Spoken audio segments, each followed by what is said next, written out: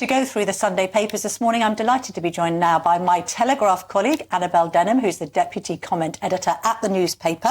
Lovely to see you this morning, Annabel. Thanks for coming in. Thank you for Let's having get me. stuck into Farage then. So he made these comments to Nick Robinson in his BBC interview on Friday, and he seems to have doubled down in the Mail on Sunday. He's basically saying that he thinks that although he's blaming Putin for the invasion of Ukraine and saying it was wrong, he's saying the build-up to it was this idea of the EU and the Western world flirting with the idea of Ukraine joining the bloc and indeed joining NATO, which kind of poked the Russian bear. That's right. I mean, it's interesting that there's been such a fierce reaction to this. I'm sure it's something that Nigel Farage is unfamiliar with, being on the front pages of the newspapers and not for altogether positive reasons. And I think it's understandable that people in the West are quite outraged by his remarks and have accused him of being perhaps a Putin sympathiser, or if not a sympathiser, then some kind of appeaser.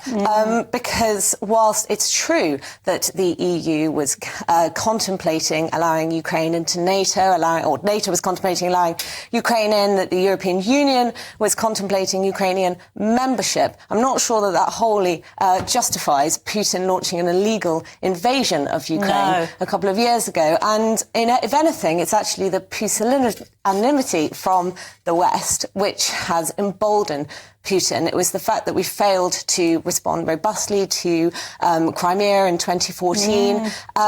But ultimately, I think we need to remember that Putin is an aggressor. He's a tyrant, possibly a madman, terrifying prospect. And I'm not sure that we can hold the West culpable for his actions. It's probably quite Trumpian from Farage, and in a way it does invite a kind of nuanced debate about these matters, which I think is welcome.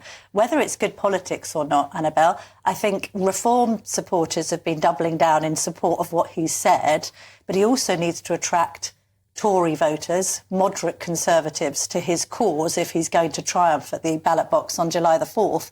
I'm not sure whether that's the way to do it, because generally people on the right sort of, they're motivated by feelings of fairness, and they will just regard Putin as a maniac who wants to take over the Western world, or at least Eastern Europe. So I'm not sure whether it sits well with them. There's a strategic political reason why the Conservative Party announced a few months ago that it was going to increase defence spending by the end of the decade. I think this is something that matters enormously to voters on the right. They want to ensure that the West maintains its strength. And, of course, Labour have equivocated on matching those defence pledges. So it does seem like a strange manoeuvre from Nigel Farage. Now, you could argue that he's just trying to prompt some kind of debate over our longer-term support of Zelensky, our longer-term support of Ukraine as this war rages on and on and on, not least if Donald Trump is elected to the US presidency later this year. Could we see a shift in the US position when it comes to support for Ukraine? And perhaps Nigel Farage feels as though we need to be having a similarly honest discussion here in the UK about what the future holds. But nonetheless, I think that the reaction is wholly understandable. Now is not the time. And, interesting intervention during a general election campaign in a foreign country, that you do have Zelensky, or at least a source in his team, making these comments, because that's quite extraordinary given the timing. At Farage, and then he's piled in and said, this is basically apologising for Putin, and that comes on the back of Starmer and Sunak both being united for once. And Ed Davey. And Ed Davey. They're all aligned in criticising Farage for this intervention. Let's move on to the Tories' own woes with this betting scandal that goes on and on. I mean, I've headlined this, not another one in the vein of the woman that objected to the second election in 2017, but another Tory now, this time the data strategist for the Tories, he's now taken a leave of absence because of this betting scandal. I mean, it's just the wrong look, this. And we've now got Michael Gove in the Sunday Times likening it to a second Partygate, which is really helpful from him. No, Michael Gove's response to this, as somebody who is a very adept politician, is really quite extraordinary. It looks like he's throwing his party under the bus. But, just when you thought that this campaign for the Conservatives couldn't plumb any deeper lows, now we've had this scandal emerge, and it's coming at a time when voter trust in politics has reached all-time lows. You know, there's been a complete erosion of trust there, and what people must think when they read these stories. Now, of course, we're waiting to hear more details. There are allegations. There are allegations. We don't know if it was multiple bets placed on multiple days or whether it was multiple bets placed on the same day, not to excuse the behaviour in any way. And we also don't know whether it was the use of privileged information in gambling or whether it represents something like insider trading, which would come with criminal proceedings. But that would be much more why would this be serious. on your mind if you're in number 10 fighting the most difficult election of your lives? Why are you even thinking like this? And as you say, Annabel, it plays into that whole dialogue around, they're not... we can't relate to them, these people. They're not like us. They're out for themselves. It's just such bad comms. Well, as Michael Gove said, it's the one wolf for them, one wolf for everybody else. People were absolutely outraged when Partygate erupted. It was really, if you look at the polls, that was the turning point for the Conservative Party. That was when they fell off a cliff, and they've just simply never been able to recover since. People feel very passionately that the rules ought to apply equally for everyone, as well they should. So, it's no wonder that there's such a storm around it. And it's immensely frustrating, I think, also for number 10, because they've been, and Conservative staff, they've been told that they can't try and get out ahead of the story, they can't speak to the people who are involved. And so ultimately they're just waiting for the reporting to come in and are just trying to be light-footed and respond in the best way that they can. Manage a bad situation. New fresh allegations I know. emerge. I mean, Rishi Sunak did seem justifiably furious when he had to address it in the debate last week.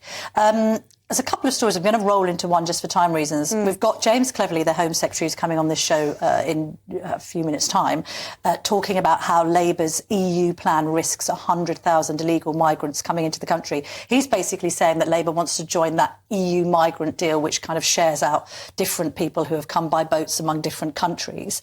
We've then got a story in The Observer talking about how Starmer's growth plan is doomed because he doesn't have access to EU markets, and that's a load of left-wing economists saying, you've got to be back in the single market and the customs union.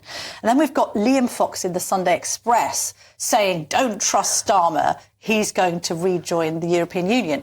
I do feel over the course of the last few days that suddenly this idea of Brexit being a mistake and the referendum being reversed has bubbled up to the surface, Annabel. Have you noticed that? Yes, and of course it's timed with the 8-year anniversary of that seminal seismic vote that we had in 2016. I mean, all signs do seem to be pointing to closer ties with the European Union. It's coming at quite a strange moment, really, for the Labour Party, of course, because Europe, based on the European elections, is shifting drastically to the right. Look at what's happened in Italy with Giorgia Meloni as Prime Minister. Look at what is happening in France with the rise of Marine Le Pen. You've got Geert Wilders in the Netherlands. You've got the AfD in Germany. This seems to be this very important shift towards populism, towards the right, and yet you've got the Labour Party, a left-wing party here in Britain, who seem to want to have closer ties. I mean, they're denying... It's in the manifesto. I read it in black and white, or I should say white and red.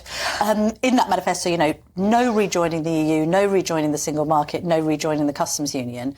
But at the same time, one gets the impression that there will be huge pressure on Starmer if he does win power and the keys to number 10 from different elements of his party. David Lammy has spoken quite openly about his desire to realign. Rachel Reeves is talking economically in a kind of very EU-friendly way, talking about chemical deals and breaking down barriers. We've had other talk about breaking down trade barriers and resetting the relationship. They're not going as far as Ed Davey, but they're getting quite close. Yes, they certainly are. That was interesting, really, over the election campaign and then in the Labour manifesto. Brexit was really one area on which Starmer seemed convinced that he wasn't going to budge. And yet, as we've seen so often with the Labour leader, there's now some potential, if not fully flip-flopping, U-turning, certainly some kind of movement in his position. And I think there's always movement in his position. Yes, exactly. But I think, this will, as you say, potentially be the first big test of Keir Starmer's supermajority, if indeed he's going to get, say, 500 seats, and he's going to have to unite and keep together various factions within the Labour Party, perhaps Brexit, which really is the dog that hasn't barked during the campaign, will be the first major issue in which he's going to need to hold his ground if indeed he wants to. And left-wing economists saying that perhaps, our economy would boom were we to re-enter the customs union, were we to re-enter the single market. It's going to make it more difficult for him. GDP is down 4% because of Brexit, and there's a counter-argument to that we can't get into now, but I'm just wondering whether we want to reopen this kind of worms, Annabel. I'm not sure. Well, I think it's also predicated on the idea that we'd get a better deal. Yes. What incentive is there for the European Union to offer the UK something which isn't membership, but which gives us all of the perks, if not more? I think we have to accept that in addition to all the time and energy and resource that would need to go into renegotiating with the European Union, the outcome is highly unlikely to be better than what we had in 2019. We've got about 30 seconds left. No, I know, it's gone so quickly, but we just want to ooh and ah over the selfie of Taylor Swift and the Prince of Wales and his children, Prince George and Princess Charlotte. It's very sweet, this, and you made a point in the Green Room, just would speak as mums. Yes. It's lovely for these children to have had a lovely night out with their father because of what's been going on with their mother.